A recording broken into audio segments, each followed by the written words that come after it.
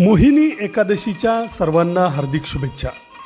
वैशाख मासातील शुक्ल पक्ष एकादशीला मोहिनी एकादशी असं म्हटलं जातं। या एकादशीचं व्रत केल्याने मोहजाळातून मानवजात सुटू शकते असं पुराणांचं मत आहे। या एकादशीचं व्रत करणाऱ्याची आदल्या जन्मीच्या पापांमधून सुद्धा सुटका होते अशी ही मान्यता आहे।